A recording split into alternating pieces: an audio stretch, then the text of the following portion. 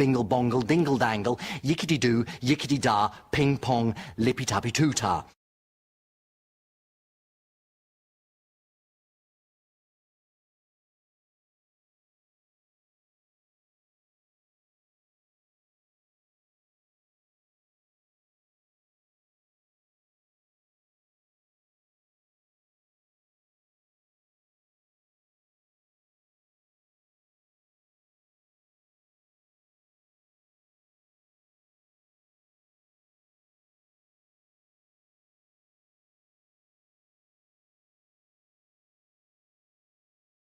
Go to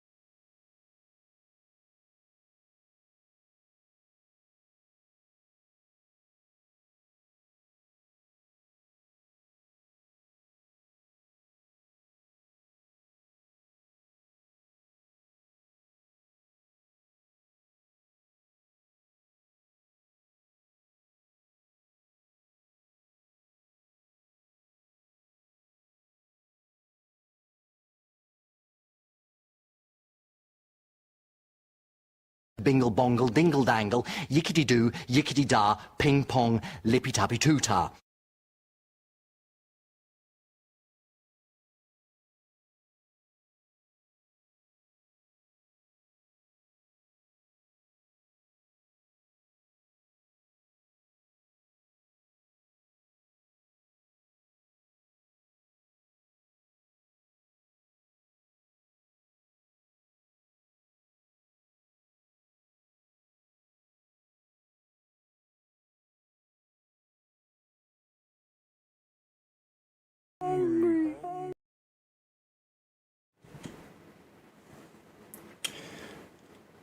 Right, everything appears to be working okay. I'm live in both places as to where I want to be, and I'm pretty sure my audio and what have you is working as well, so I'm just going to go ahead and get started.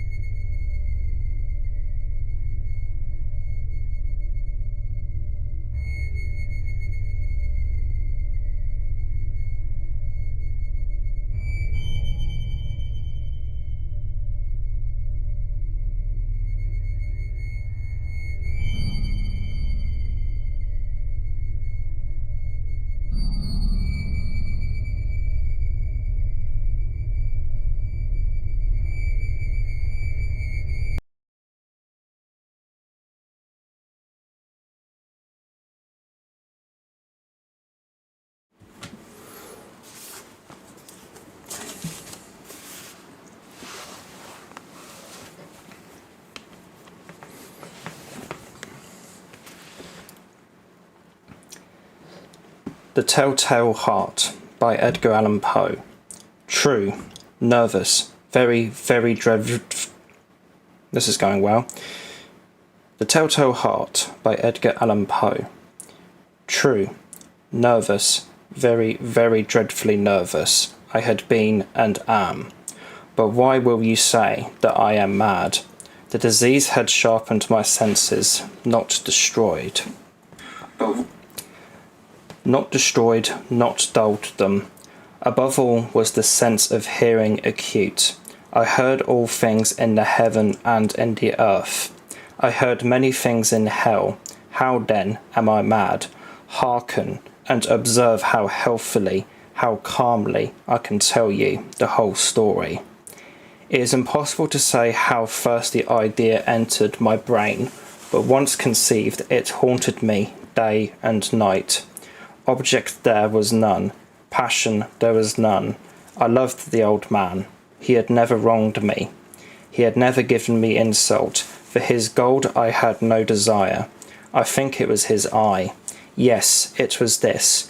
One of his eyes resembled that of a vulture, a pale blue eye, with a film over it. Whenever it fell upon me, my blood ran cold, and so by degrees, very gradually, I made up my mind to take the life of the old man, and thus rid myself of the eye forever. Now, this is the point. You fancy me mad. Madmen know nothing, but you should have seen me.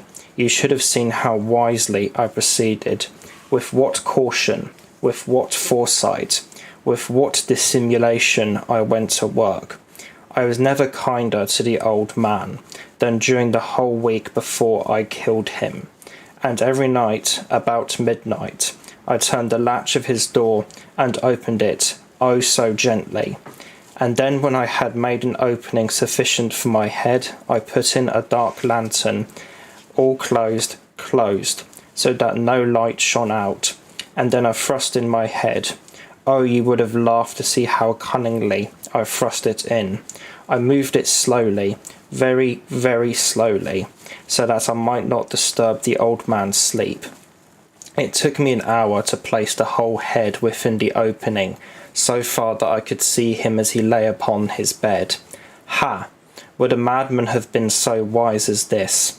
And then when my head was well in the room, I undid the lantern cautiously, oh so cautiously, that the hinges creaked. I undid it just so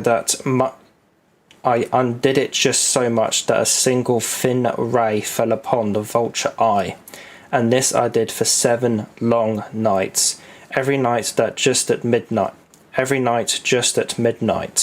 but I found the eye always closed, and so it was impossible to do the work, for it was not the old man who vexed me, but his evil eye. And every morning, when the day broke, I went boldly into the chamber, and spoke courageously to him, calling him by name in a hearty tone, and inquiring how he has passed the night. So you see he would have been a very profound old man indeed, to suspect that every night, just at 12, I looked in upon him whilst he slept. Upon the 8th night I was more than usually cautious in opening the door. A watch's minute hand moves more quickly than did mine. Never before that night had I felt the extent of my own powers, of my sagacity. I could scarcely contain my feelings of triumph, to think that there I was, opening the door, little by little, and he not even to dream of my secret deeds or thoughts. I fairly chuckled at the idea, and perhaps he heard me, for he moved on the bed suddenly, as if startled. Now you may think that I drew back, but no, his room was as black as pitch with the thick darkness, for the shutters were close fastened, through fear of robbers. And so I knew that he could not see the opening of the door, and I kept pushing it on steadily. I had my head in, and was about to open the lantern, when my thumb slipped upon the tin fastening, and the old man sprang up in bed, crying out, "Who's there?" I kept quite still and said nothing.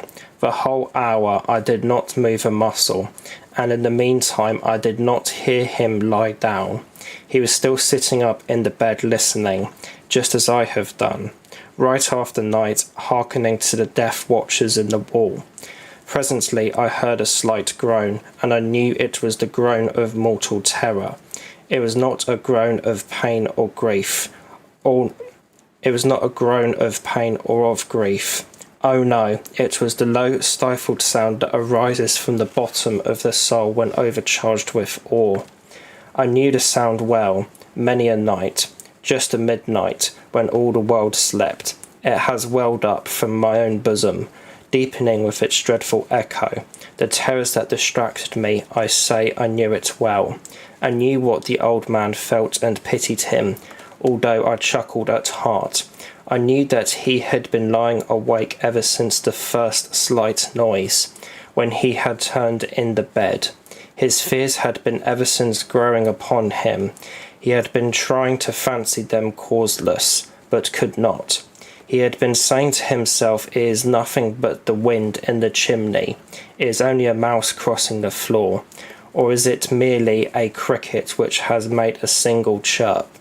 Yes, he has been trying to comfort himself with these superstitions, but he found all in vain, because death in approaching him had stalked with his black shadow before him, and enveloped the victim, and it was the mournful influence of the unperceived shadow that caused him to feel, although he neither saw nor heard, to feel the presence of my head within the room.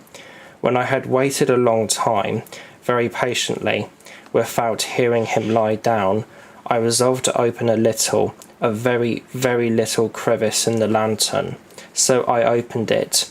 You cannot imagine how stealthily, until at length a single dim ray, like the thread of the spider, shot out from the crevice and fell upon the vulture eye.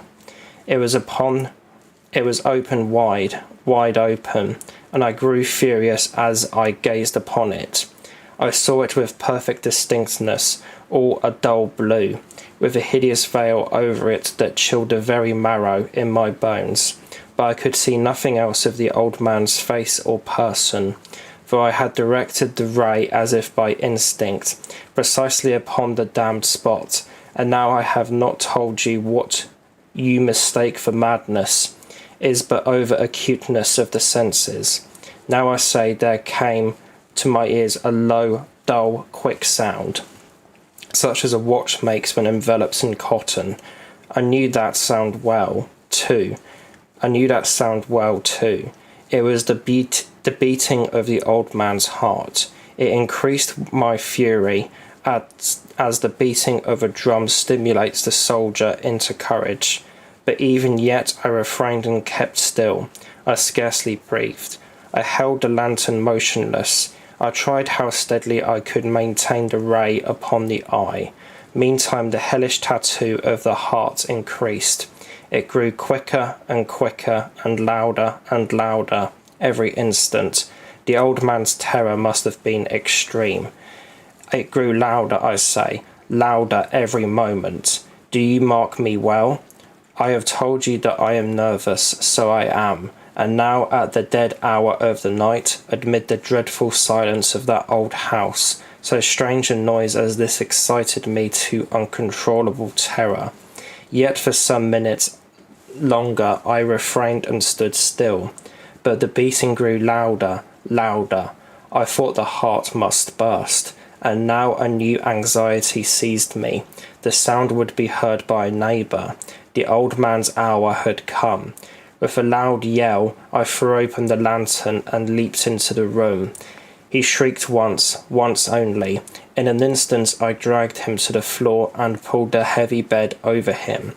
I then smiled gaily, to find the deed so far done. But for many minutes the heart beat on with a muffled sound. This, however, did not vex me. It would not be heard through the wall. At length it ceased. The old man was dead. I removed the bed and examined the corpse. Yes, he was stone dead. I placed my hand upon the heart and held it there many minutes. There was no pulsation. He was stone dead. His eye would trouble me no more. If still you think me mad, you will think so no longer when I describe the wise precautions I took for the concealment of the body. The night waned and I worked hastily, but in silence. First of all, I dismembered the corpse. I cut off the head and the arms and the legs. I then took up 3 planks from the flooring of the chamber and deposited all between the scantlings. I then replaced the board so cleverly, so cunningly, that no human eye, not even his, could have detected anything wrong. There was nothing to wash out, no stain of any kind, no blood spot whatsoever. I had been too wary for that. A tub had caught all, ha! When I had made an end of these labours, it was 4 o'clock, still dark as midnight, as the bell sounded the hour. There came a knocking at the street door. I went down to open it with a light heart for what I had now to fear. There entered 3 men who introduced themselves with perfect suavity as officers of the police. A shriek had been heard by a neighbour during the night. Suspicion of foul play had been aroused. Information had been lodged at the police offices, and they, the officers, had been deputed to search the premises. I smiled, for what had I to fear? I bade the gentleman welcome. The shriek, I said, was my own in a dream. The old man I mentioned was absent in the country. I took my visitors all over the house. I bade them search well. I led them at length to his chamber. I showed them his treasures, secure, undisturbed. In the enthusiasm of my confidence, I brought chairs into the room and desired them here to rest from their fatigues, while I myself, in the wild audacity of my perfect triumph, placed my own seat upon the very spot beneath which reposed the corpse of the victim. The officers were satisfied. My manner had convinced them. I was singularly at ease. They sat, and while I answered cheerily, they chatted of familiar things. But ere long I felt myself getting pale and wished them gone. My head ached, and I fancied a ringing in my ears, but they still sat and still chattered. The ringing became more distinct. It continued and became more distinct. I talked more freely to get rid of the feeling, but it continued and gained definitiveness, until at length I found that the noise was not within my ears. No doubt I now grew very pale, but I talked more fluently, and with a heightened voice, yet the sound increased, and what could I do? It was a low, dull, quick sound, much such a sound as a watch makes when enveloped in cotton. I grabbed for breath. I gasped for breath, and yet the officers heard it not. I talked more quickly, more vehemently, but the noise steadily increased. I arose and argued about trifles in a high key with violent gesticulations, but the noise steadily increased. Why would they not be gone? I paced the floor to and fro with heavy strides, as if excited to fury by the observations of the men, but the noise steadily increased. Oh God, what could I do? I foamed, I raved, I swore. I swung the chair upon which I had been sitting and grated it upon the boards, but the noise arose all and continually increased. It grew louder, and still the men chattered pleasantly and smiled. Was it possible they heard not? Almighty God, no. They heard, they suspected, they knew. They were making a mockery of my horror. This I thought, and this I think, but anything was better than this agony. Anything was more tolerable than this derision. I could bear those hypocritical smiles no longer. I felt that I must scream or die, and now again, hark, louder. Villains, I shrieked, disassemble no more. I admit the deed, tear up the planks. Here, is the beating of his hideous heart.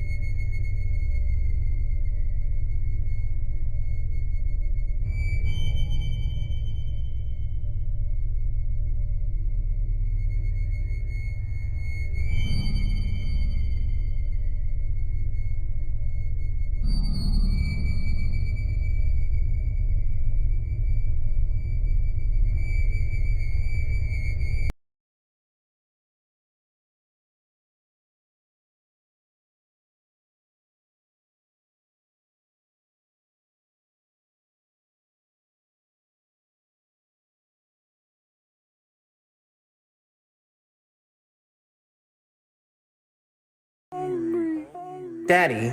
That is the wrong button. Okay, never mind that.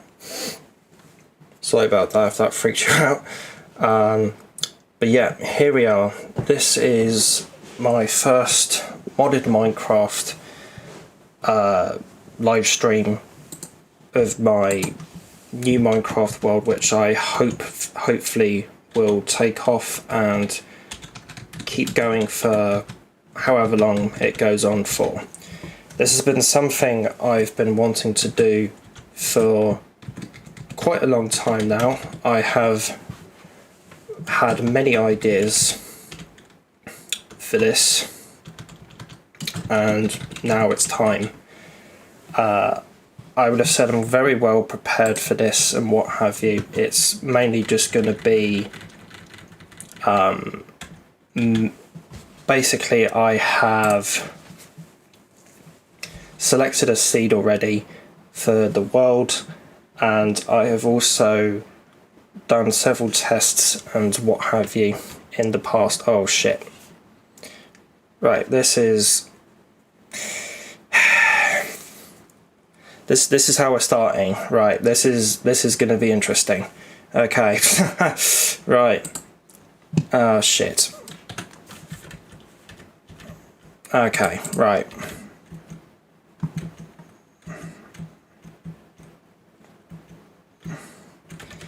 This is one way to start.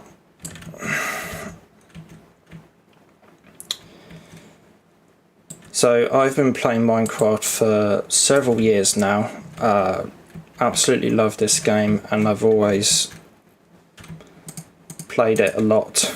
And I used to do Minecraft videos on YouTube, but that swapped quite a long time ago now. But I'm back, and hopefully I work something out with this. Over the years, and kind of in preparation for this, I have had two separate modded Minecraft worlds.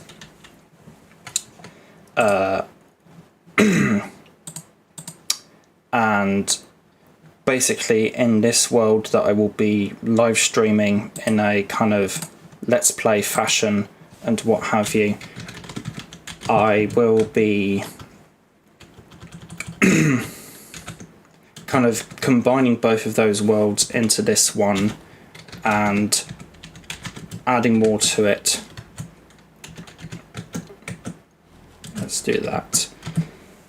Adding more to it over time and just gradually increasing this world and seeing where it takes me. as you'll see, I have quite a different play style. This is just going to be in regards to how I'm used to playing Minecraft, which is with modded Minecraft and what have you. There's another one down there. So this is going to be interesting, this one in particular, because I've never played with in depth the Doctor Who mod before, which is obviously where these guys have come from. So I'm quite new to that and what have you. So it'd be interesting for me to kind of experience this for the first time. These little... Okay, they just killed the sheep for me. Fantastic. But as you will see, I do have quite a different style of Minecraft generally. Just getting something else up here, wherever it is. So many notes at my desk for everything I want to do for this. Just do quickly.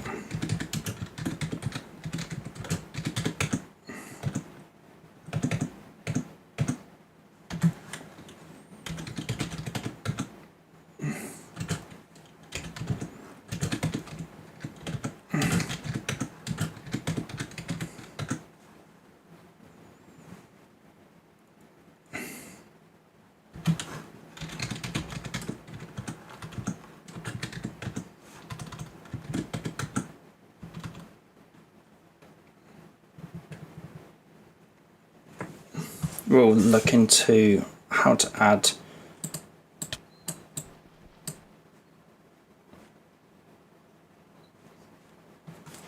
two to that death count, which I need to do at some point.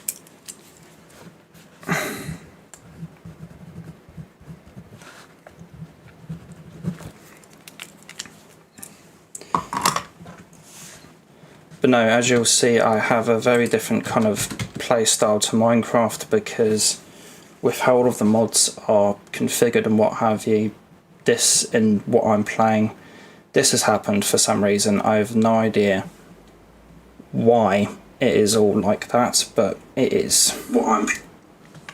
But there is a way around that, so good.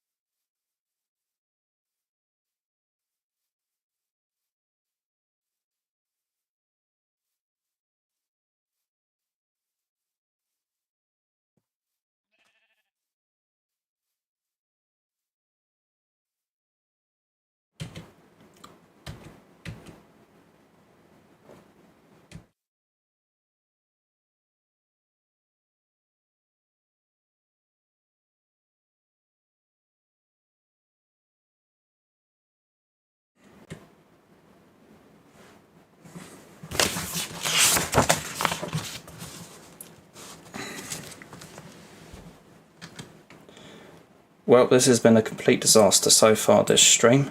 As I was saying, I have had loads of ideas and what have you with this live stream and seeing what I can do with it and what I can do differently to other Minecraft content creators, which isn't going to be easy as there is a lot of Minecraft content creators out there. But for the time being, whilst I'm starting up, I think it's just going to be short live streams whilst I talk about various old horror movies and things of that type that I am interested in.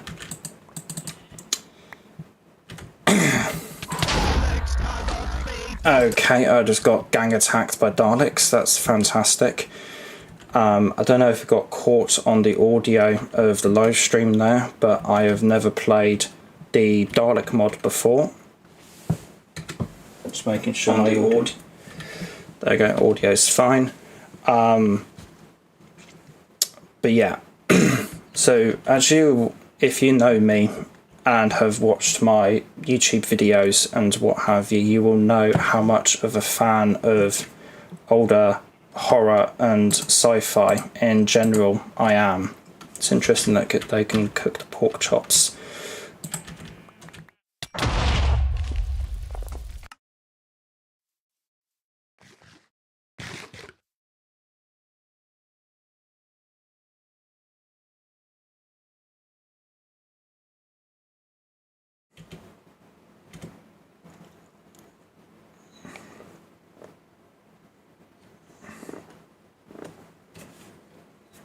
Okay, I've just found out that some button on my keyboard is linked to my scene switch, which does not have my microphone implemented for some reason, because I'm an idiot.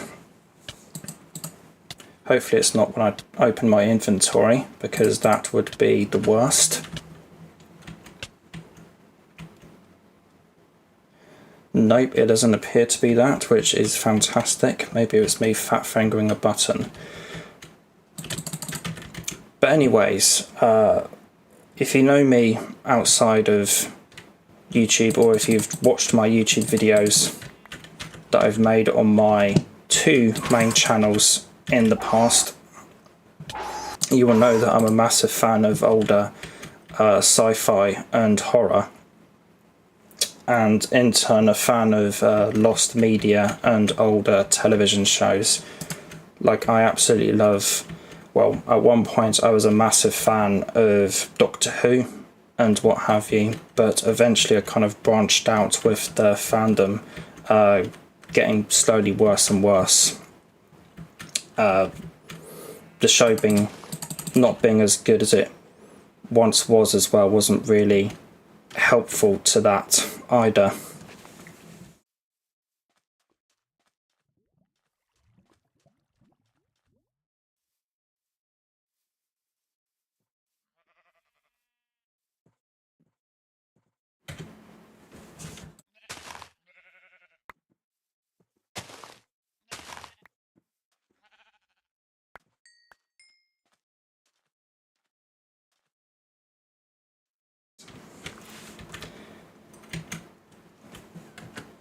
Keeps randomly going to my intermission scene, which is really strange. So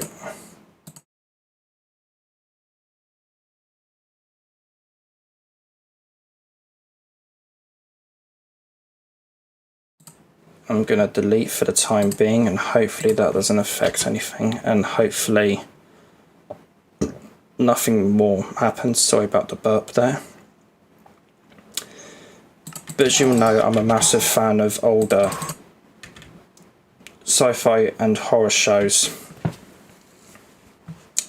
And in turn, after my branching out of Doctor Who, I really discovered my love of horror and lost media in general, and really discovered and started to explore a lot more my general love of horror. I got more into horror films,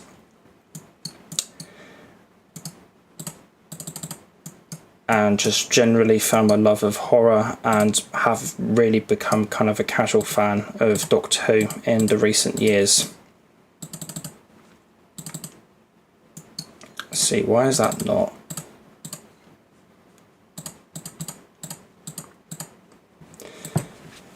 But in turn, with discovering my love of horror and what have you, I've also really enjoyed making lost media documentaries on older television shows and things like that, which I find really fascinating and interesting to write about and explore, watch and review. Pulling from one of the documentaries that I've made in the past,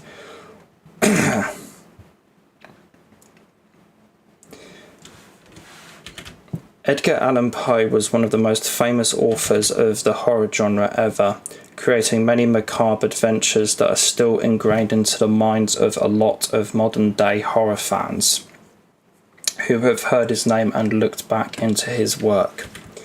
Various movie adaptations and other television creations have been brought into the light over the decades, displaying a story or stories by him in a new, performed light. In my mind, then, it is all the more fitting that a horror TV show should be named after what is the generally most known name for a collection of his work.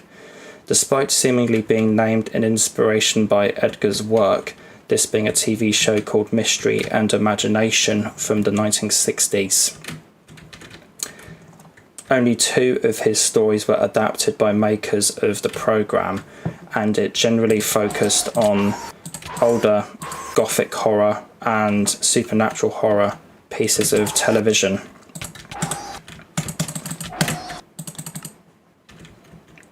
Just fuck off, come on. Because of practices at the time, and like with many programmes made in the 1960s, only the former of those 2 can be viewed today. Videotape was still seen as expensive at the time by British companies like the BBC, and they didn't have as good foresight into the preservation of their productions, kind of like America seemed to have done with the likes of The Twilight Zone and The Outer Limits. Unfortunately, this programme, Mystery and Imagination, is missing a lot in the television archives, with only 8 of the 24 episodes that were produced total being viewable in the television archives. Terence Feely works alongside the producer of the show, Jonathan Alwyn, in the creation of the show, with the former being quoted in the DVD booklet that was released of the show, saying that he and Alwyn read through more than 400 Victorian stories to try and discover ones that were suitable for being dramatised in their new show. A list of 13 stories was eventually settled upon, and then in 1966 screened 1 series of 7 episodes early on, and the original idea was for them to screen 2 series this year, 1 of 7 episodes and 1 of 6 episodes in the first half of 1966, and 1 later on in the tail end of 1966. So in early 1966 there was 7 episodes broadcasted, and then instead of 6 at the end of the year as planned, there was only... Why are they 2 different ones? That's weird. Then at the end of 1966 there was 5 instead of the intended 6 for some reason. Then eventually the makers of the show, or eventually ABC Television, decided that another series of the show should be made, and another 6 episodes of the show were then screened in 1968. This is a show that I have seen a lot of mentions about online, and it's a really interesting and it's often one TV show that I come across a lot in particular groups I am in on Facebook, because you have some older people in there, and they have fond memories of watching the show whenever it was originally broadcast, and them being terrified as children who were obviously allowed to stay up late and watch these episodes. So it's really interesting, whereas unfortunately we can't watch a lot of the episodes anymore. I can still look at all of these people reminiscing about the show online and just find it interesting to read about it all on there. And it gets brought up a lot in regards to a ghost story author that is one of my favourites, or one of my favourite authors of all time, which is M.R. James. Let's see.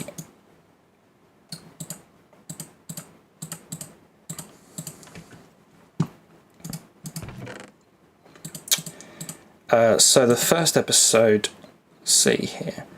As I mentioned, there is unfortunately only a couple episodes of the show left in terms of the ABC era.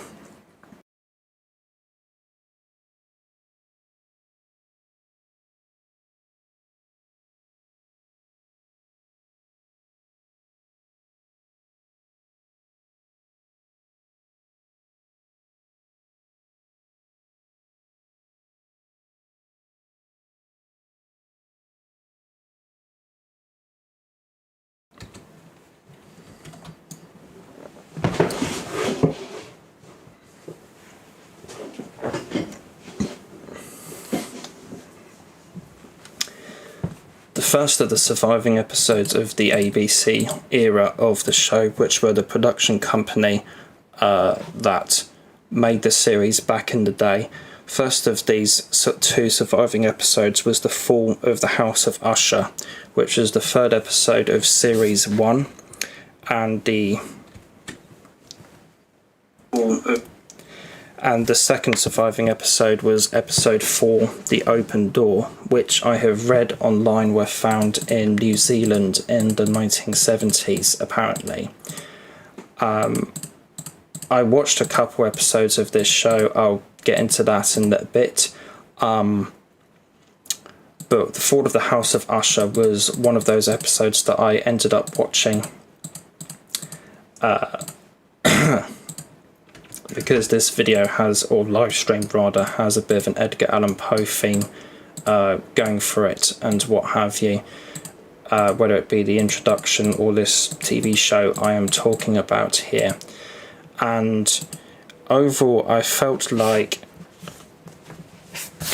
it was, out of these two, it was the only episode that I watched, but I feel like when I came out of it, watching it yesterday and drawing my kind of thoughts together on it here today, I felt like a lot of it links quite a bit into The Open Door with my general kind of feelings on it and what have you, in that with some of these similar TV shows from back in the day, like Late Night Horror and Out of the Unknown, which have a lot of the episodes missing, unfortunately. What episodes we do have of those shows, like The Corpse Can't Play from Late Night Horror, and whether it be Level 7 or The Machine Stops from Out of the Unknown, I feel like that we have quite a few of those episodes and what have you that are really good at representing the series. You will be exterminated. Daleks cannot be defeated.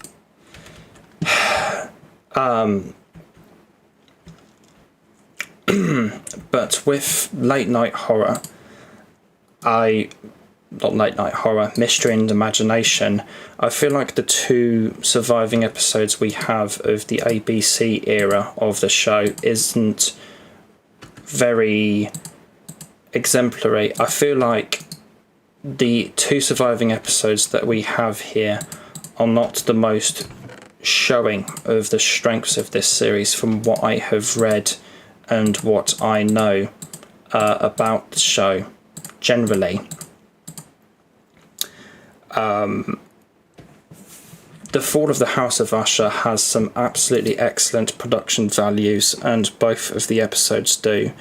And it really is a good kind of early display and kind of good historical document at what this show was capable of and what have you, with some suitably pretty horrific moments to it and what have you. Like the very opening of the scene and what have you is like the very opening scene, which turns out to be a later bit further on into the episode, is the interior shot of this coffin with a person scratching away at the lid, an unseen person scratching away at the lid with very kind of bloodied fingers and what have you. And it's a really unsettling and eerie and kind of disturbing opening to the episode, and it's among that and other things which I feel like really show the horror aspects, the elements of the horror genre really well, particularly gothic horror, with more elements in the episode being the old ruined building that Roderick Usher is residing in, that we see our main character David Beckett go into. Now, David Beckett, that was his name? Yeah. No, Richard Beckett was his name. Richard Beckett was not a character in the original The Fall of the House of Usher story by Edgar Allan Poe. He was in fact from a completely separate story called, so I think it's called The Lair of the Room Dragon Volant or something like that, by Sheridan Le Furnau. And the makers of this show, Mystery and Imagination, felt that they needed to have some form or some character that the viewers could get attached to in these gothic adventures, and so they chose this character from Sheridan Le Furnau's story to include and have as a main character in the episodes. And we get to see him embroiled in the adventure here quite a bit.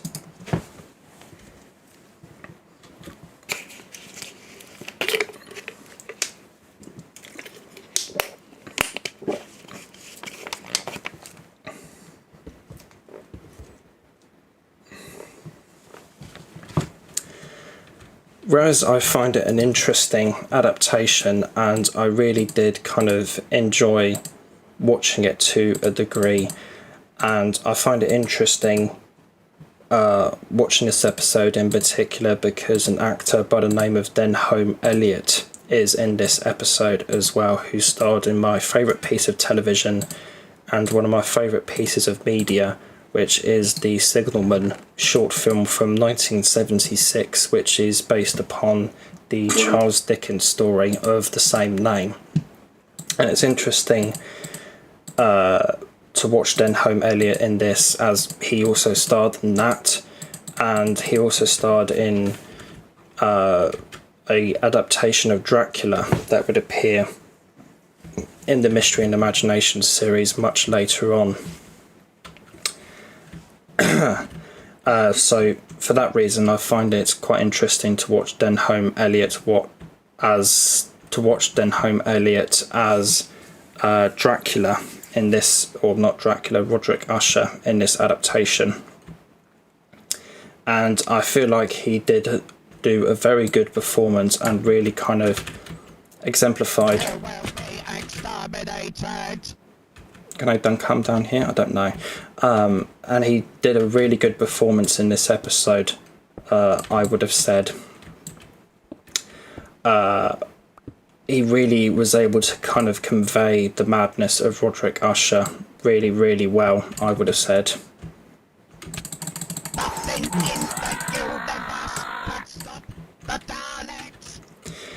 And I feel like the other performances in this episode as well were really good and really helped add to the piece, I would have said, along with the production values, and they all kind of really added to the kind of insane world of Edgar Allan Poe's story that was very well kind of transcribed and put across in this episode and what have you.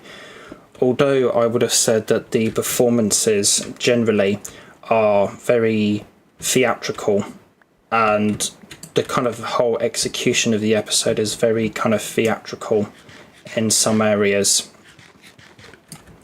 So in some parts I can possibly see some people finding this episode a bit more comedic, than more like a comedy horror than just a straight up piece of horror, possibly.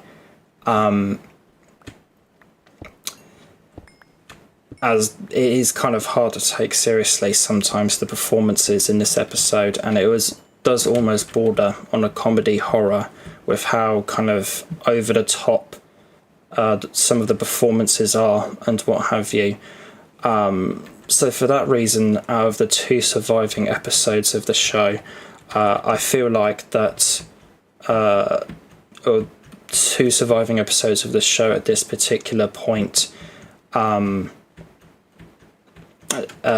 Open Door is the best one out of the 2. But from what I know about other episodes of the show, particularly the M.R. James adaptations, as I will get into, I feel like the 2 episodes we have of the 18 from the ABC era of the show are not the most exemplary of the strengths of this particular era of television, unfortunately. And whereas these episodes are very enjoyable and I do enjoy watching them, I feel like just at the same time that they're not showing this era of the show the best, which kind of makes the fact that so much of it is lost to time and that no copies are known to exist even more kind of frustrating and sad in a way.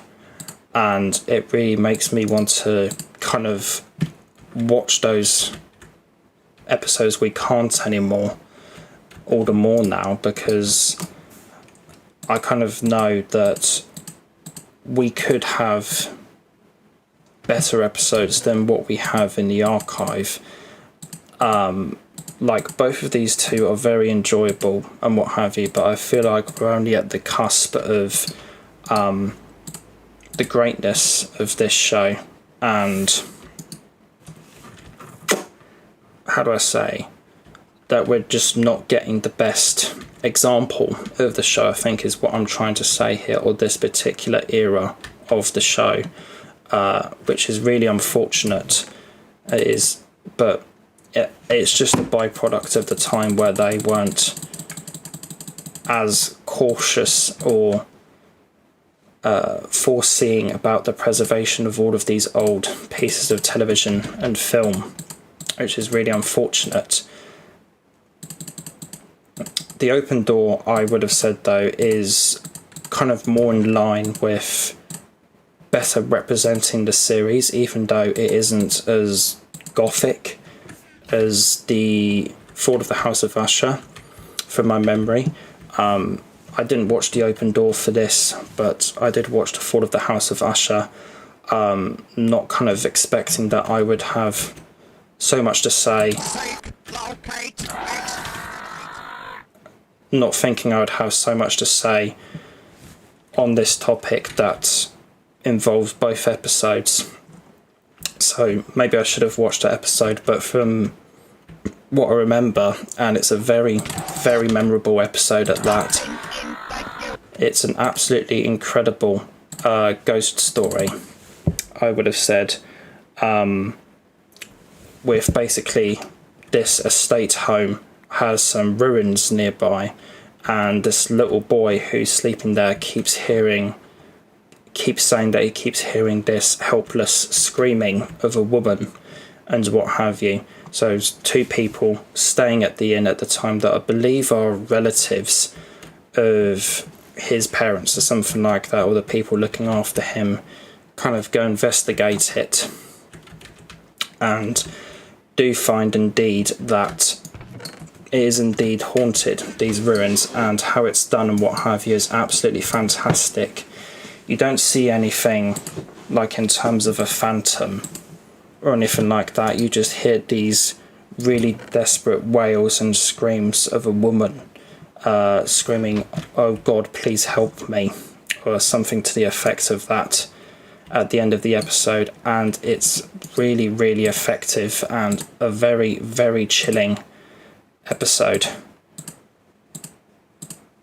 And it's an absolutely fantastic ghost story at that. And I say that it's more along the lines of a better representation of the show than The Fall of the House of Usher, because whereas it was a gothic horror show,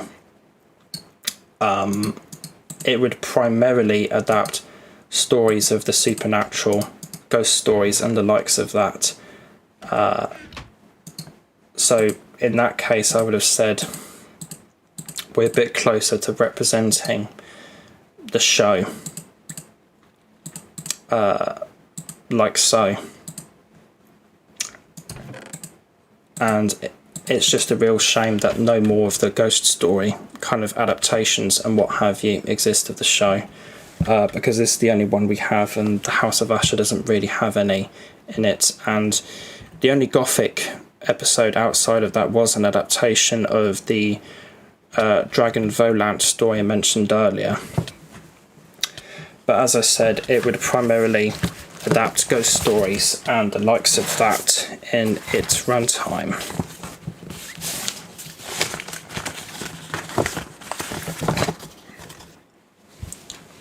Other ghost stories and what have you found within the show were the likes of the Canterville Ghost, which was the 7th episode of Series 1. With it. As well as Room 13, which was the first episode of the 2nd series, another M.R. James story. That looks interesting over there.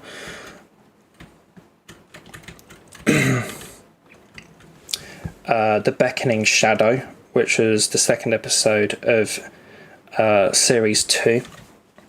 And The Phantom Lover, which was the 5th episode and final episode of the 2nd series. And then the majority of the, and I believe all of the 3rd series of 6 episodes that came out in 1968 as well. Some generation there. The first episode of this 3rd series was Cast in the Runes, another adaptation of M.R. James. The Listener, which was an adaptation of an Algernon Blackwood story, with Edward Woodward in the role, who people might know from the old spy series Callan, or the doomed policeman in The Wicker Man. And he's an absolutely great actor in those particular displays of him, if that's the best way of putting it. So it'd be really interesting to see him in an episode of this show, but unfortunately it's one of the ones that is lost, and it's quite an interesting one, this one by premise, but quite a graphic premise as well, so I'm not going to detail it. The 3rd episode of Series 3 was A Place of One's Own, adapted from a story by somebody called Osbert Sitwell. Then there was The Devil's Piper. I can't remember what story it was adapted from, but it was adapted by somebody whose name just went out of my head. Then the series ended with an adaptation of The Telltale Heart by Edgar Allan Poe, and an adaptation of another ghost story called Feet Foremost by L.P. Hartley. This is new for me.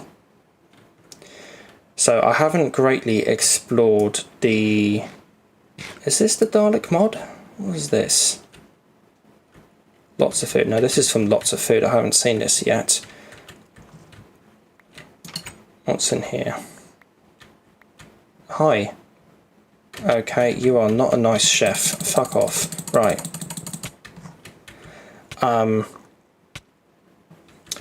But I don't... So, The Telltale Heart was the story that I read at the start, and I would definitely have said it's a piece of gothic fiction, but with how much elements of the ghost story, I would have definitely said it was, to some degree, a ghost story, and what have you. So it would have been interesting to see how this was adapted and handled here in this particular show, to see how kind of gothic it went and what have you. And I think according to the DVD booklet, it did get fairly gothic in some areas.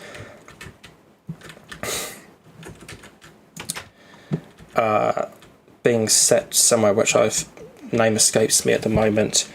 But that would have been a really interesting one to watch, and you never know, maybe they'll find the episode someday. But I did some point last year, I did watch another adaptation of the story in a show called Theatre Macabre with Christopher Lee. That's unusual. Which was an obscure Polish television series from the 70s, I think, and have it in a box set released by Severin Films a while ago, and that was a really good adaptation of the story.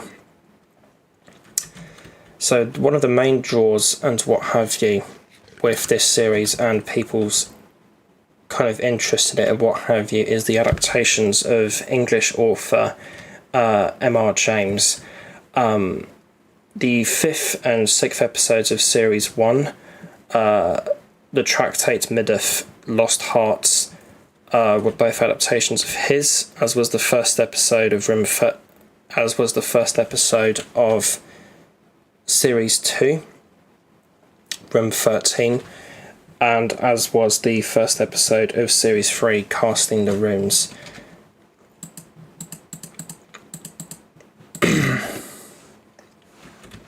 And another interesting thing that kind of falls into the fold of the M.R. James adaptations for me, but kind of an indirect way, is the very first episode of the show, which was The Lost Stradivarius by somebody called J. Mead Faulkner, which was a ghost story novel released at the start of the 20th century. And I've read a bit about the book online, and whereas I do have a copy, I haven't read it yet. But from what I have heard about it online, I've heard it's described as like, what if M.R. James wrote a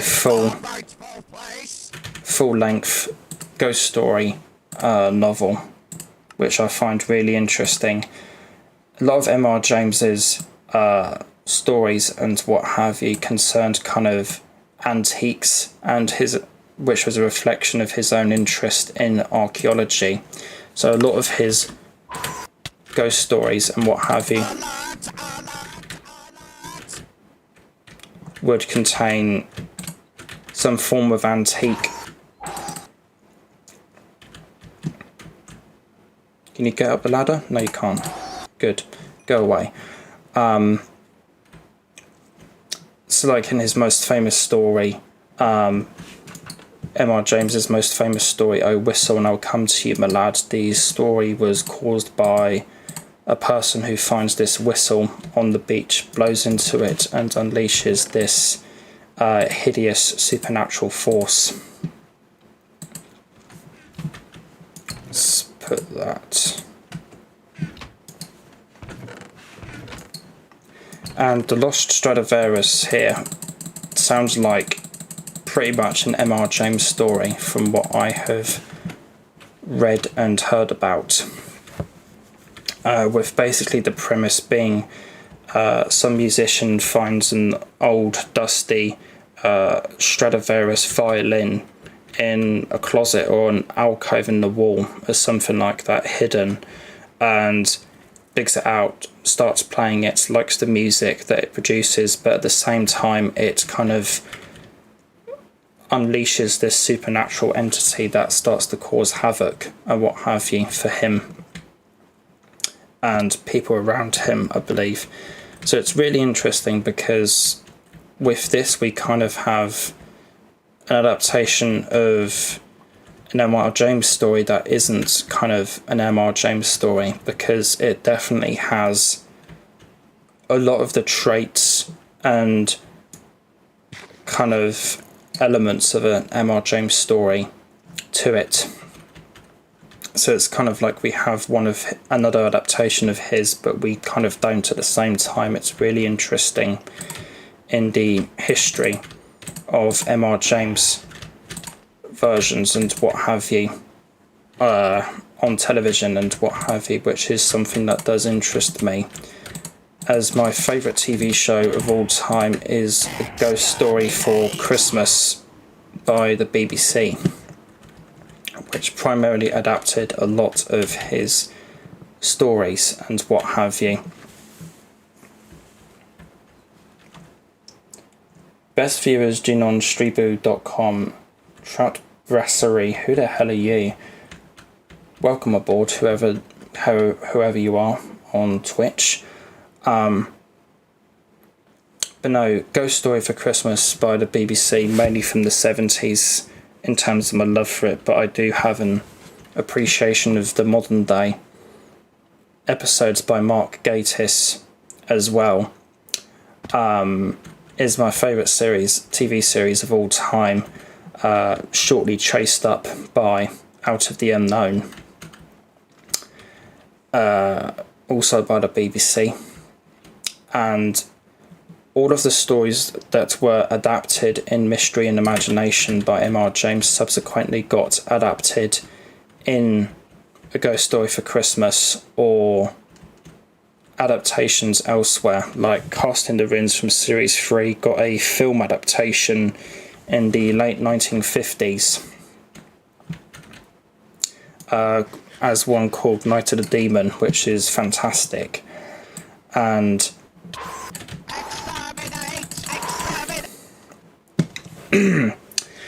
which is fantastic, and it also got adapted in the 1979 as a ITV production, not as a part of BBC's A Ghost Story for Christmas.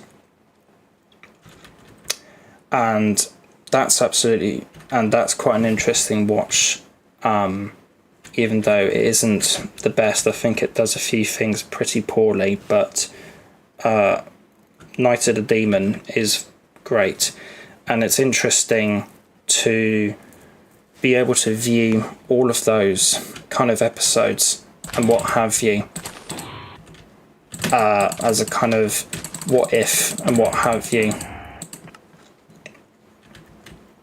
and kind of get an idea as to what the Mystery and Imagination adaptations were like and what have you that preceded these ones.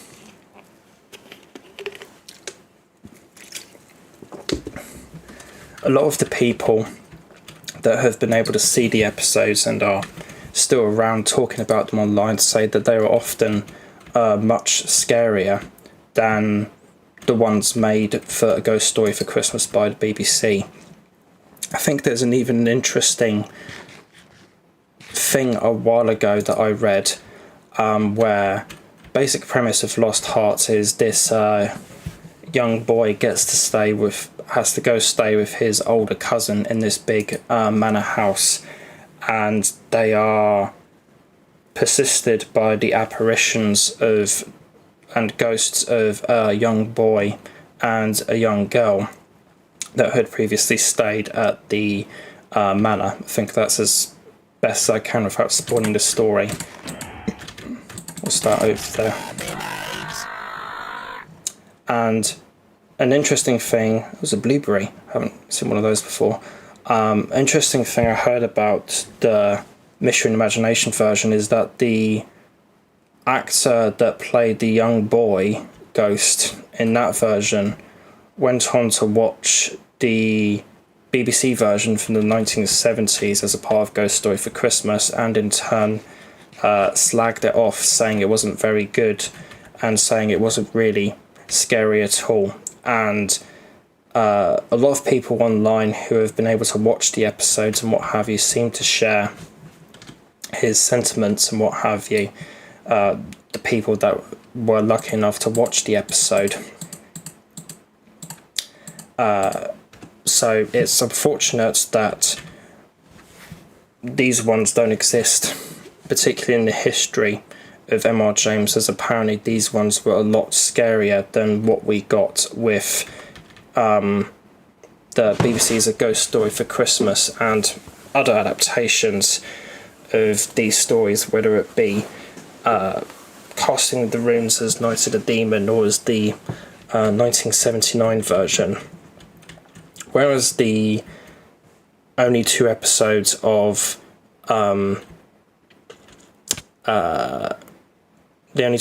Series 1 that exist are The Fall of the House of Usher and The Open Door, and are the only episodes of the ABC era to survive as a whole.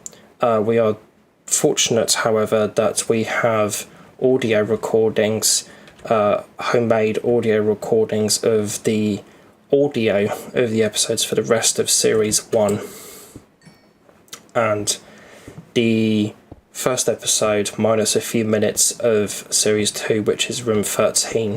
So we can experience 3 of the M.R. James adaptations and The Lost Stradivarius in that way, I guess, but at the same time it's not really witnessing the full thing and seeing it in all of its visual glory. Unfortunately, I haven't listened to any of these recordings yet, but I might do someday and what have you.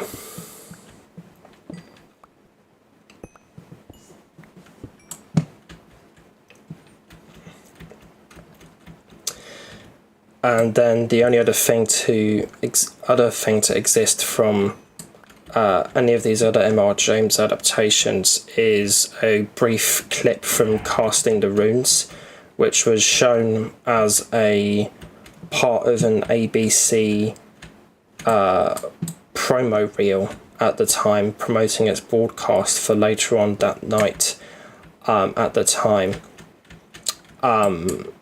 basically somebody using a very primitive home video recording piece of equipment was able to record this promo reel, which so happens to have a clip of Casting the Runes in it, and we have it thanks to that, but we don't have the rest of the episode, unfortunately. And this is some of the weird generation that I was mentioning earlier. I have no idea what's gone on here. Why is this called the moon? Oh, I see, right, okay, this is a feature within... I take it this is like a feature within the Dalek mod, where this is like the start of the Smith and Jones episode, where like the hospital was taken up by the Judoon, maybe? Or is this just a random biome that the mod has introduced? How weird. What was I saying? But yes, we only have that clip of Casting the Runes, unfortunately. It's only about 3 minutes instead of the actual kind of 50-minute episode, and it is very chilling and quite creepy and what have you, and it just makes you tantalise, and it's quite tantalising and just makes you want to see more of the episode, which is unfortunate. And it's just unfortunate that we do not have more of it preserved on tape or and it's just really unfortunate that we cannot watch the rest of the episode to some capacity.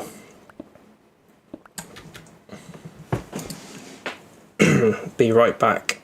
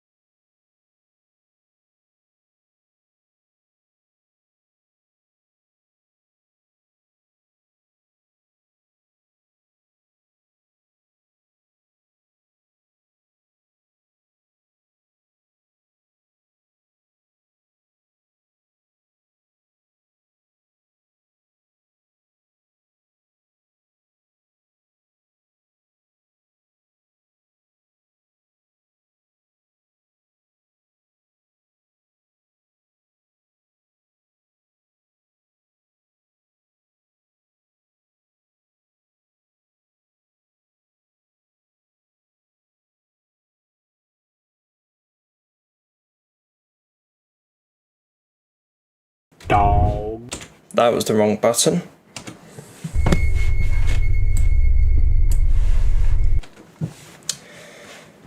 But with a lot of these lost programs and what have you that I enjoy,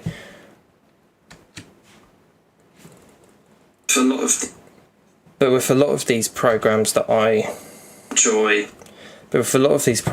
enjoy watching and what have you, we are sometimes fortunate where there are adaptations of other adaptations of the same stories that got adapted and what have you, like the M.R. James adaptations from the 1970s can give us a possible idea as to what these ones in the 1960s were like.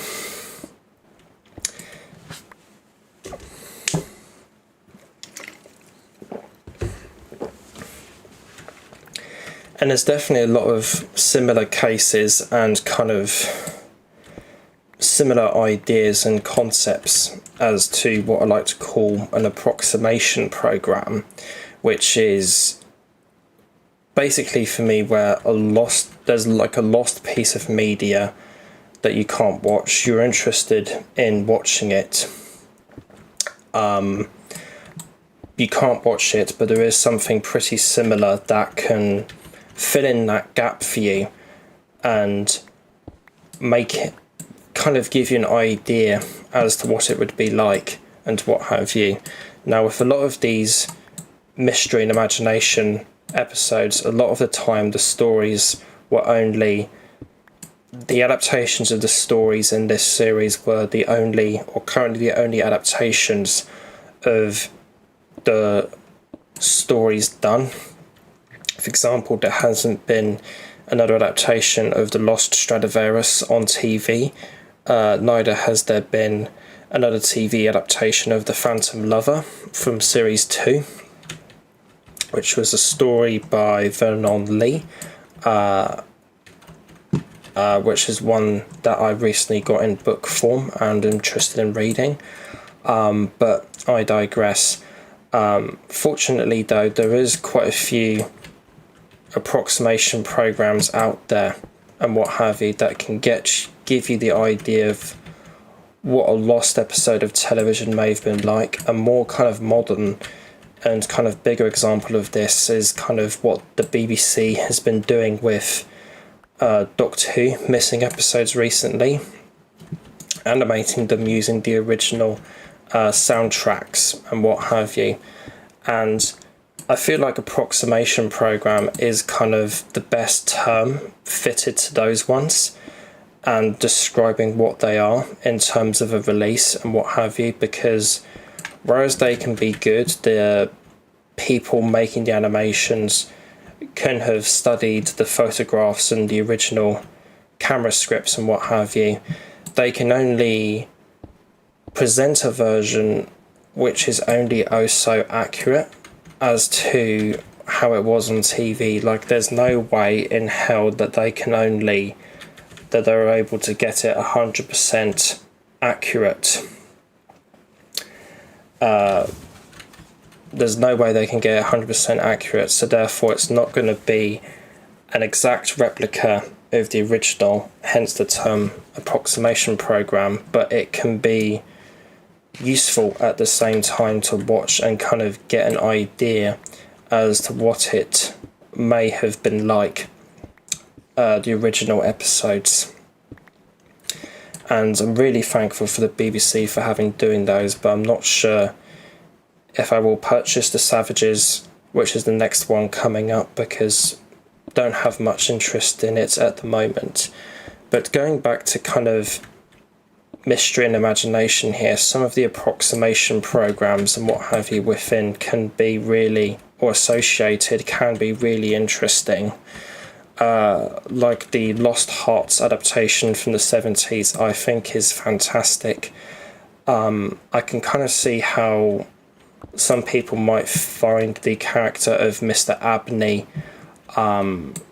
like a bit overly comical, may find it a bit hard to take seriously.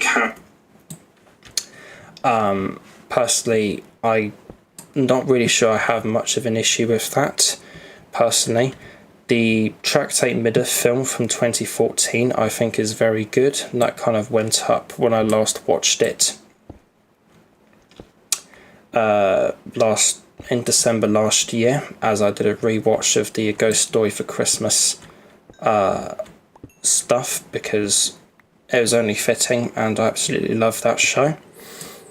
The adaptation of Room 13 that got made in 2006 I think is great, and I wish the ending to that was done a little differently.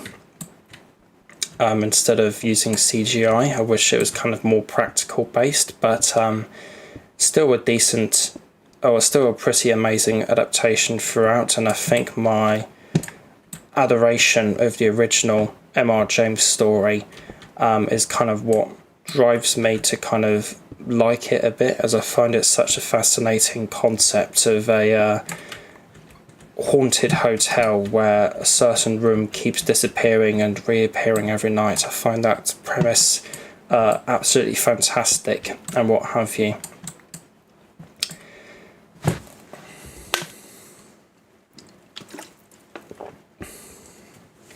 So there is that one lens of approximation programs and what have you, and there is another slightly different one that I kind of thought of and came across with mystery and imagination, and my kind of desire to watch more episodes of it, and that's kind of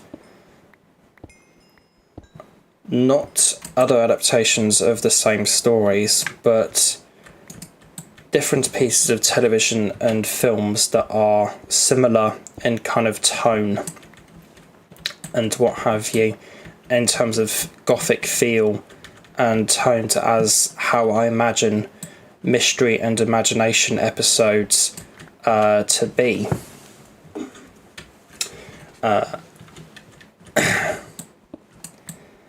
Like recently this year, for example, I decided that I would watch more horror films from the 30s and the 40s, for example, because they were two kind of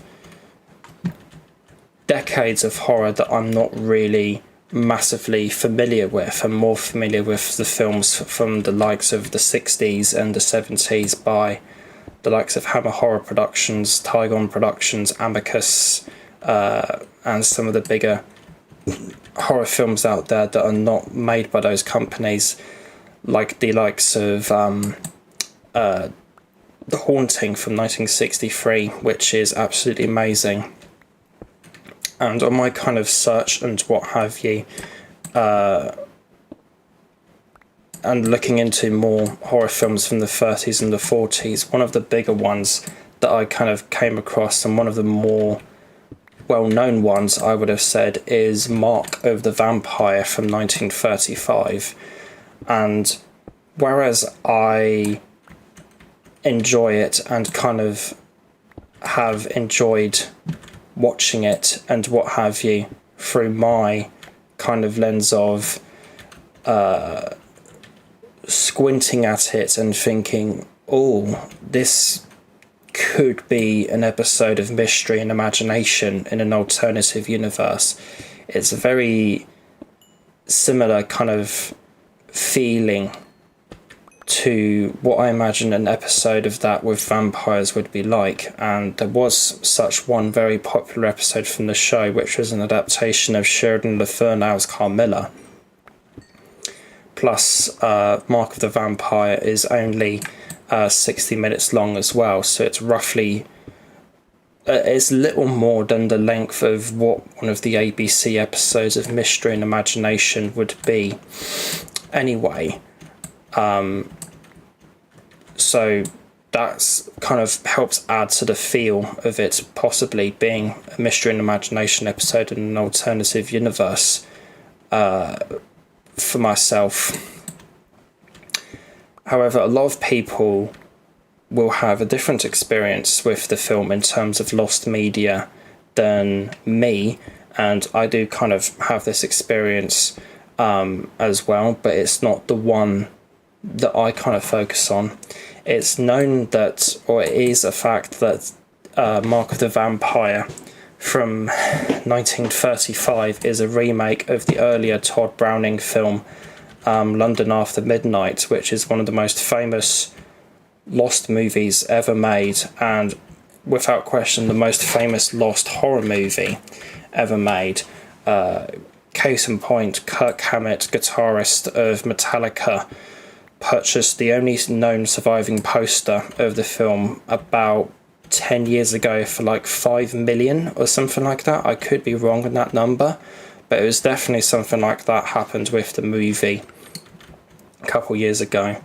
So it's interesting that for me, in a way, this kind of film, Mark of the Vampire, acts as kind of a double-edged sword of lost media, in that I can squint at it and look at it and think of it as a episode of Mystery and Imagination in an alternative universe, but there is also the part of how it's a remake of one of the most famous lost horror movie ever made, London After Midnight.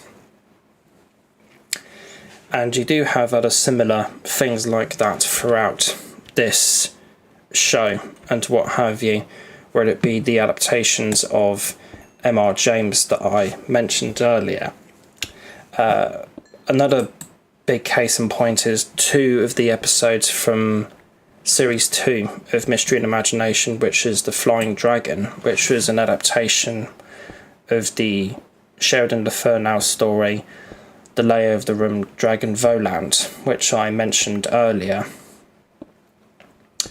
and Carmilla, which was another adaptation of Sheridan Le Furnau's story of the same name. Carmilla as well is one of the most acclaimed episodes of Mystery and Imagination, and a lot of people do say that the M.R. James adaptations of Mystery and Imagination, the people that were able to see them, were the best episodes of the show, but with Carmilla being a runner-up. And I've seen some interesting memories of this episode online, kind of like how it was done like a ghost story and what have you, and how the vampire Carmilla went around in sunlight using a parasol to shield out the sun and what have you, which I find a really interesting image. And I think that was in the original book as well, as I did read the original book by Sheridan Le Furnau last year, which was In a Glass Darkly, which also contains the original story for The Flying Dragon, and I really did enjoy the original story for Carmilla, and just made me want to see this adaptation even more and what have you, as I thought it was absolutely fantastic. And with it being such a popular vampire story, with it being a vampire story with some lesbian overtones in it, which is quite interesting, that predates Dracula and what have you, it makes it even more interesting in that sense. But where I was going with that kind of bit of dialogue was that it's another one that's had many adaptations on the screen, like Hammer Horror did adaptation of it called The Vampire Lovers in the 70s or the 60s, which then became a trilogy of movies. In the going into the 70s with Lust for a Vampire and what's it called, Twins of Evil, with Peter Cushing, my favourite actor, which is kind of an all over the place trilogy of films, although I did think that the first one was really quite fantastic. And with that trilogy, they did kind of really up the raunchiness of the story, whereas it's only subtly done in the original story. It's much more kind of full on and in your face, the kind of sexual aspect of the story in this adaptation. And there was also other adaptations around the same time as this TV adaptation of Carmilla as well. Like the most recent to it adaptation that I know of was a film called Crypt of the Vampire with Christopher Lee and what have you, which came out a couple years before this adaptation. I want to say in 65 or 66. It was another film that I watched last year and I thought it was okay, but with some pretty good moments to it and what have you. And then The Flying Dragon as well, I also read in the original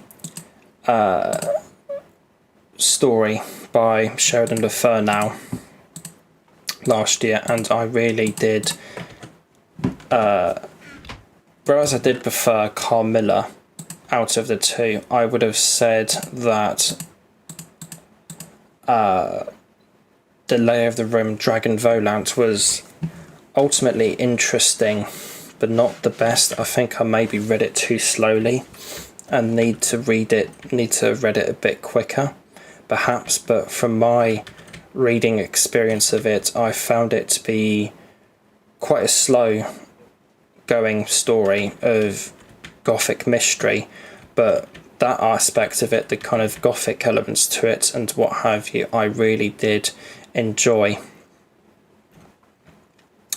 And I really liked its kind of atmosphere and gothic nature to the story. And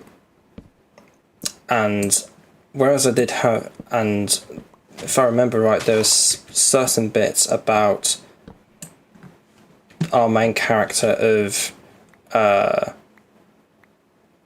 what's his name, Richard Beckett, being told that a certain part of the castle he's in or something being haunted and what have you. And it was a very atmospheric story, but I just found it a bit slow and what have you. But at the same time, I can kind of see why this was chosen to be an episode of mystery and imagination. And again, it's a regrettable loss in the archives that we can't watch this episode anymore. and it would be one that I would really like to see found, because whereas I had my issues with the original story, I do feel like that there is significant potential within the original story for it to be a great adaptation of Gothic television.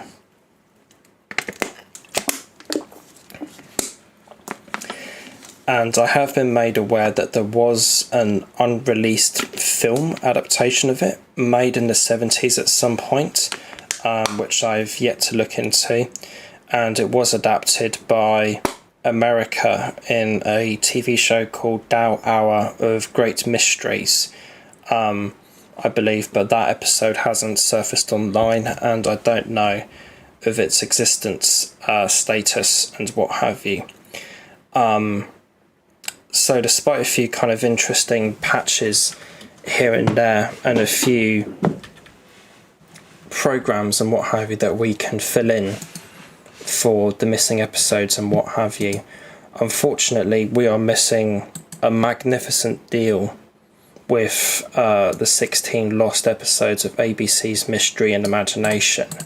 And I really do feel like that we're kind of just on the cusp and what have you of witnessing how good this show was and what have you. As I said, I've read various memories of people who are able to watch the show online and were able to see the episodes and remember praises for it and what have you. And it's just interesting to read what memories people have of the show.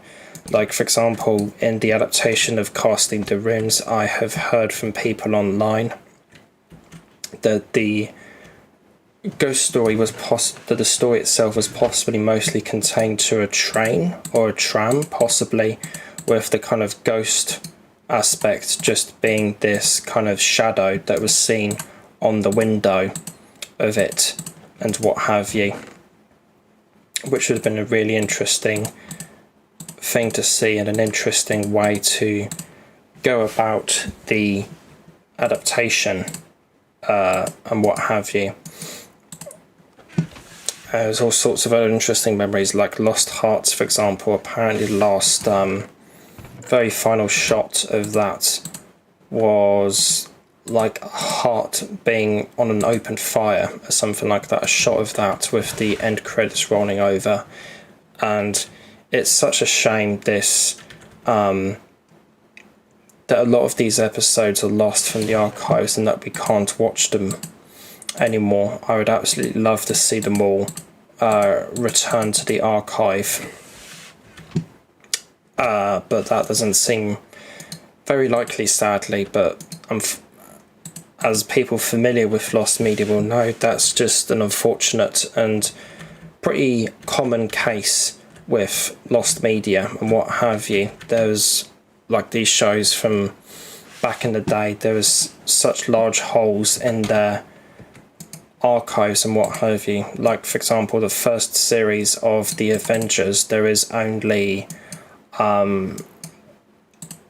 3 episodes existing complete, and then like a quarter portion or a third portion of another episode in the archives.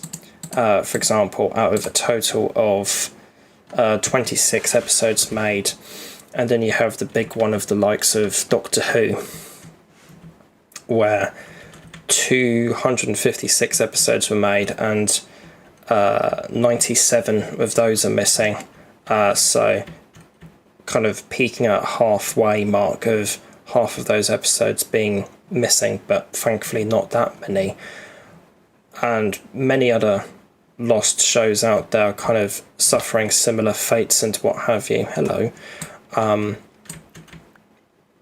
unfortunately there are much worse hit shows out there, like another lost show that I really like returned is Haunted with Patrick Mower, the actor, which was basically this TV show that featured a university lecturer by the name of Michael West, and what have you, going out and investigating paranormal phenomena and what have you, which was an ITV series broadcasted at the end of 66, beginning of 67, lasted 8 episodes, and unfortunately all episodes of the show are gone, unfortunately, which is a real shame.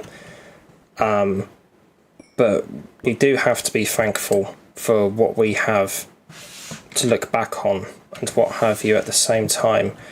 Although with cases such as Mystery and Imagination, the package of episodes that we have released on DVD is and can be very good.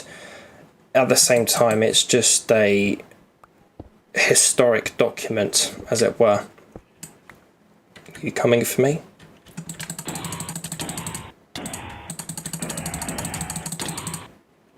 Okay. And just the historic document of the tattered remains of a long since ended and long since mostly destroyed television show, which is really unfortunate. Because people like me that are interested in old television shows and what have you sometimes go back in time, metaphorically speaking, online, read about these TV shows and get a big hole in your heart and kind of desire to watch these episodes again, but you can't, unfortunately. And Mystery and Imagination, in my opinion, is one of those biggest losses of lost media on television, I would have said. And it's an absolute travesty that so many episodes of it are lost, with the one and only episode that I don't think I mentioned during the original proceedings was The Body Snatcher, which was the second episode of Series 1, which did have a horror film made of it in the 1930s with Boris Karloff, which I'd really like to watch, but I'm kind of holding off on a UK Blu-ray of it, which hasn't really happened yet. Maybe one day the new Universal, well, no, not Universal, Warner Brothers Archives Blu-ray ranges or Blu-ray range may release it on disc someday, and I will be able to get it like they did with Mark of the Vampire, but who knows when and if that will happen, and maybe I'll just track it down on YouTube.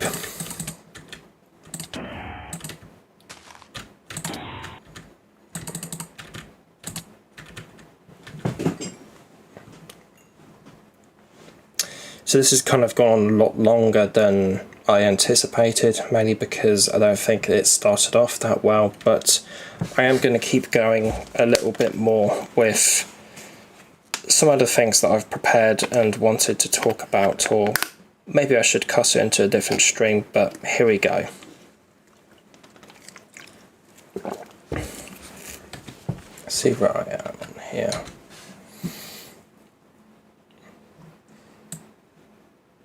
Kind of gone up that way. Right, I see. Let's check out over there. Spruce, I see.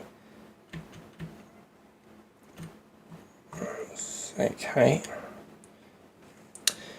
So after 18 episodes by ABC, Mystery and Imagination ultimately ended at that kind of era and point in its history. There's another Dalek there. This is getting really laggy. Let me actually...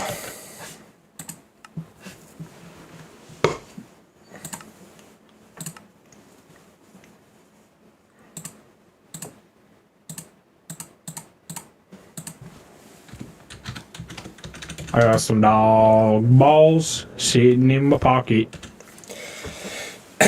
Weird soundboard, who would have that? But after 18 episodes and what have you, Mystery and Imagination would end with the ABC era of it and then become produced by Thames Television, which was a company that happened when ABC was forced into a merger with, I think, Rediffusion London or something like that, and then that ultimately became Thames Television. And then ultimately, for my interpretation of what I've read about the show, the TV series Mystery and Imagination was then kind of viewed as a vehicle for adapting well-known, that scared me, well-known horror novels and what have you from yesteryear. Where are you? In turn, a fourth series of 3 black and white episodes came out in late 1968, and then a fifth and final series of 3 colour episodes came out in 1970. And these were all basically 80-minute movie-length adaptations. Why does this say Minecraft Beta as my biome? That's weird. And basically, with this merger happening, it seems like that the people at Thames Television viewed the Mystery and Imagination TV series to be a way of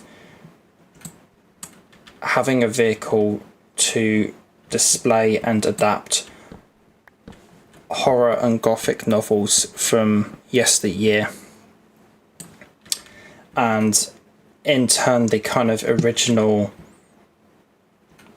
series as a whole kind of became a completely different entity in a way, and very different to its original ABC TV series counterpart, in that the episodes back then were 50 minutes. Now the 6 total episodes that would come out of this era are all like 80-minute TV versions, and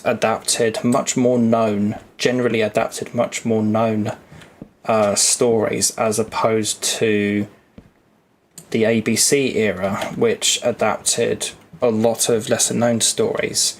And so it was kind of a very drastic shift for the show and what have you. And as people have said online and what have you, it's the same show, all but in name. It's the same show in name only, with how different it is compared to the more lesser known stories that were shown in the first couple of series produced by then ABC. The series 4 contained adaptation of the novel Uncle Silas by Sheridan Le Fur now, adaptation of Mary Shelley's Frankenstein, and then a adaptation of Bram Stoker's Dracula to end out the series.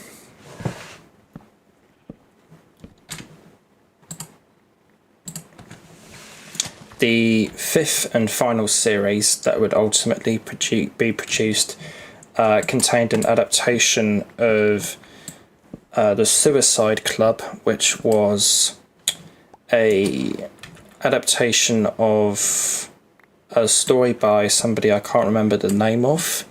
I want to say Robert Louis Stevenson, but I could be wrong in saying that. I think it might have been actually, but I could be wrong still, so don't hold me to that. Then there was an adaptation of Sweeney Todd, whose author's original name I do not remember.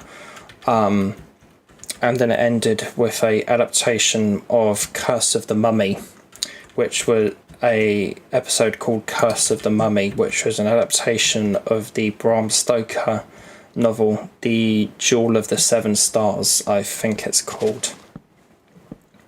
I've watched a few episodes from this era this year, namely Sweeney Todd, and not Sweeney Todd, the Club episode and the Mummy episode.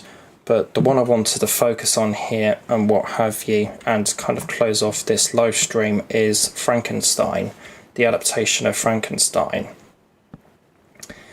generally speaking, when it comes to TV shows and what have you that are adaptations of literature, I will be more familiar with the adaptations that are on TV and of film and what have you, than being familiar with the original stories that they are based on.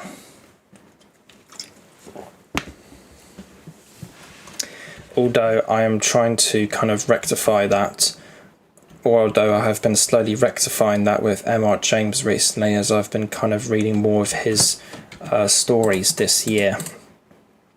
But the likes of the original novel of Dracula by Bram Stoker, I have not read, and the original novel of Frankenstein by Mary Shelley, I have not read either, just because of how I've explored these things and how I've done these things. But despite all of this, and kind of in part with Hammer and what have you, I have become a massive fan of Frankenstein and Dracula, namely Frankenstein, through various adaptations of it on screen. And overall I have seen, I think the count is 11 different Frankenstein movies from what I've seen. I've seen the original Universal one from the 1930s and its first sequel, Bride of Frankenstein.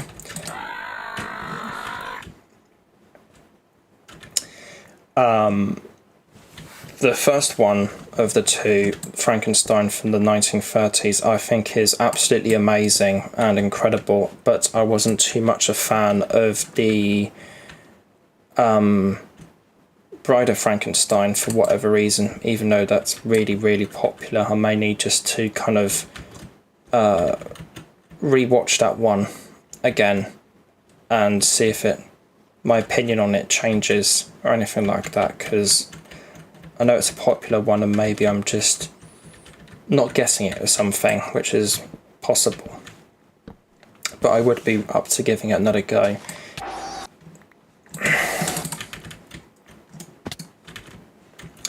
Another version of Frankenstein that I've seen is the one from 1910, which was the first adaptation of it, which was a 10-minute silent short film, which is accredited to Thomas Edison, which kind of puts a stamp on how old it is.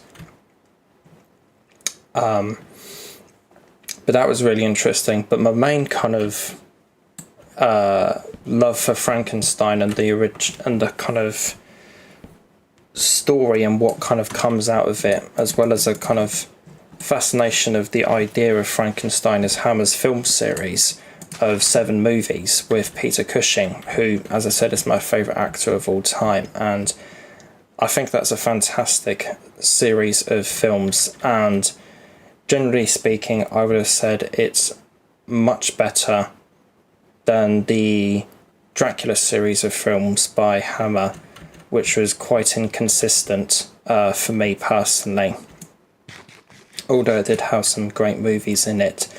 And as I said, the Frankenstein series by Hammer is absolutely fantastic. And the first 2 movies in particular are absolutely amazing. The Curse of Frankenstein and The Revenge of Frankenstein, I think they are called, are absolutely incredible. So with those I've been able to, or with all of those, I've been able to get kind of a very good exploration and kind of knowledge and what have you of Frankenstein adaptations, and I've really been able to enjoy them quite a bit and what have you. The adaptation in Mystery and Imagination is very interesting, I would have said, as a person that has kind of thoroughly explored and watched them. See, am I right? See, no, there'll be 12 adaptations of Frankenstein I've seen or Frankenstein movies that I've seen, because I have also seen the Frankenstein: The True Story, which is an epic 3-hour version of the story produced for television over in America in the 70s, but I digress. Having been a big fan of the story and what have you, through these adaptations and being well educated on the adaptations of Frankenstein, I find this one very different and interesting to the other ones because, spoiler alert, well, as if it wasn't obvious enough for me detailing a few spoilers with other things in this video, I believe I did, but yeah, spoilers ahead for this one.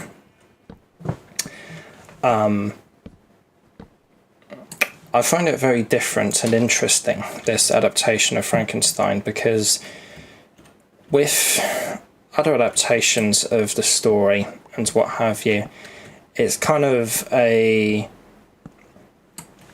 If you were to look at the universe of Frankenstein movies, it's kind of a rinse, wash, repeat of Professor Frankenstein, his kind of research and his project of resurrecting the body to create Frankenstein's monster. Frankenstein's monster gets loose and what have you, and kind of wreaks havoc, and then people end up killing it, and Professor Frankenstein gets tried for his crimes. That's not how the mystery and imagination adaptation of Frankenstein goes.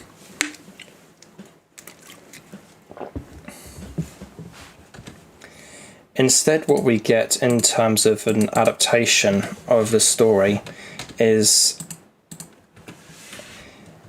if the other adaptations of the story that are famous, like the Universal's one, Frankenstein, The True Story, Hammer's film series, etc., etc., are about kind of creating a horror movie about Frankenstein's monster being created, Professor Frankenstein's research and what have you. This one is almost on the borders of a psychological horror, I would have said, because this one focuses much more on the emotions and fallout of Frankenstein's creation and what have you, I would have said. And it really does show and do this different take on the Frankenstein story very, very well, in how it kind of displays how do I say this, the kind of emotional havoc that what Professor Frankenstein has done, and it displays that all very well and what have you, with a lot of deaths in this episode, such as I believe a cousin of his getting chopped up by the monster with an axe, for example, which isn't shown on screen but is implied in quite a brutal and horrific scene nonetheless, as is one where the monster makes a pact, or tries to make a pact with with Professor Frankenstein to make a duplicate, aka Bride of Frankenstein, that kind of element of the book. But then Professor Frankenstein kind of goes crazy and takes an axe to the head of the second creature, in, again, not a shown but an implied way, in an absolutely crazy fashion, just repeatedly taking the axe over and over and over again to the head of the creature. And it's a really kind of horrifically done and quite scary for adaptation of the story. And I find it really interesting and different for adaptations of Frankenstein, I would have said. And another interesting thing about it is that Ian Holm, who only passed away a couple of years ago, was the actor for both Professor Frankenstein and Frankenstein's monster. which is really interesting, as uniquely within the universe of kind of Frankenstein movies. Professor Frankenstein in this, take a shot for how many times I've said Frankenstein. That will be fun. Ow, that's what I get. What was I saying? Uniquely for Frankenstein movies, Professor Frankenstein models the monster after himself, and in turn Ian Holm plays both the monster and Professor Frankenstein in this adaptation. Oh, pardon me. And I find it really interesting and unique, this kind of dynamic we have, because it's quite unlike other adaptations of Frankenstein, because you'd normally have the likes of whoever it was, and Boris Karloff playing the monster, and then Christopher Lee as the monster and Peter Cushing as Professor Frankenstein, or however the acting rotors of whatever adaptation of Frankenstein you're looking at worked. So it's really unique for that case, and generally I just thought it was very, very well done, I would have said. And yeah, really interesting adaptation of the story, very brutal and quite horrific in parts, I would have said, and I really did enjoy it a lot, I would have said. Do I have anything else to say on it? That's the question. I think maybe in parts it was a bit rough and what have you, in terms of like some jumps in the story and what have you. But that could have been just me not paying the most attention and what have you. But now I have my notebook open. But there's a very kind of heavy religious aspect to the story as well, which I found quite interesting, about like who can play God in this situation and what have you. And the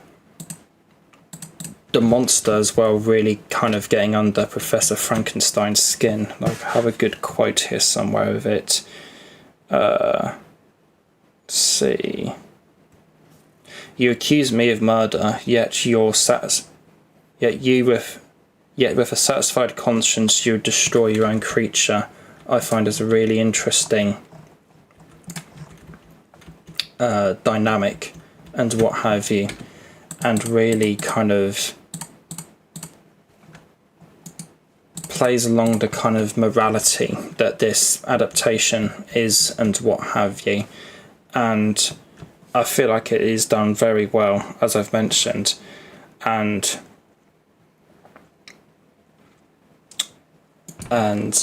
it's overall really does really well, this kind of different take on Frankenstein that it is. And as with most Frankenstein movies, not talking about this one, the kind of adaptation would end with the monster getting killed and what have you. Well, not this one. The ending of this one ends with Professor Frankenstein himself being shot by the monster, and the monster walking into the camera, and then the episode ends,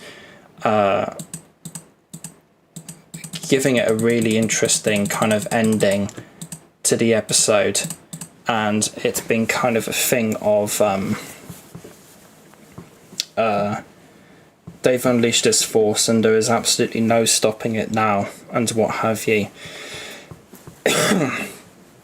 But overall it was a really fantastic adaptation of Frankenstein, and very different and unique for within the kind of whole history of Frankenstein adaptations that I've watched. And as if the layers to it and what have you weren't kind of enough for me, and what have you. There's another layer to it in that the person that wrote this adaptation was somebody called Robert Mueller, who would later write the Club episode, and who would also earlier write the Body Snatcher episode from series 1. Robert Mueller was a big writer of kind of cult TV, he wrote a lot of episodes of cult TV shows and what have you that I am interested in.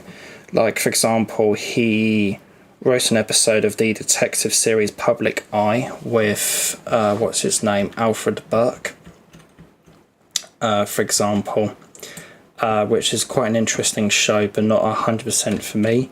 He wrote the episode Shades of White, which was the penultimate episode of the 5th series. And then he also did write an episode of the aforementioned show Haunted, which I mentioned earlier. And then he also wrote later into the 70s the majority of the episodes of a 8-part BBC horror series simply called Supernatural. And among the episodes he wrote some very, very strong ones. I can't remember which ones exactly he wrote, but if he wrote the episodes Victoria, Dorabella, and the 5th episode, which I'm forgetting the name of, which I'm pretty sure he did, all of those episodes are absolutely fantastic, or all of those episodes are great, particularly the 5th episode of the show, which is a great kind of ghost story episode. However, what really interests me about Robert Mueller here is that he's written 3 episodes of this show, which has interesting historical notations for me. But then he has also written 3 episodes of my second favourite TV show of all time, which I mentioned earlier, Out of the Unknown, which was The Prophet, Beachhead, and The Naked Sun. If you're watching this live stream on YouTube, you'll notice a robot profile picture, and that being from the Prophet episode. Unfortunately, most and all of these episodes are lost to time, but we do have a reconstruction, or 2 reconstructions of the last 2, which we can watch. So it's really interesting how he adapted or wrote a few episodes of this main show I've been talking about here today, and then a few other episodes of that other show of mine that I absolutely love called Out of the Unknown, which I find really interesting, and maybe is one that I will talk about at some point in the future of this streaming stuff and what have you. Although I don't think it went very well today, but who knows, I may be able to improve on this in the future, or hopefully we'll be able to improve on this in the future. But yeah, I think that's all I've really got to say. So if you have been watching this, thank you very much for watching and hear me struggling on and rattling on about old TV and what have you, and getting started this Minecraft world, which I haven't really done much in, but I should have done a bit more in. But thank you very much, and goodbye.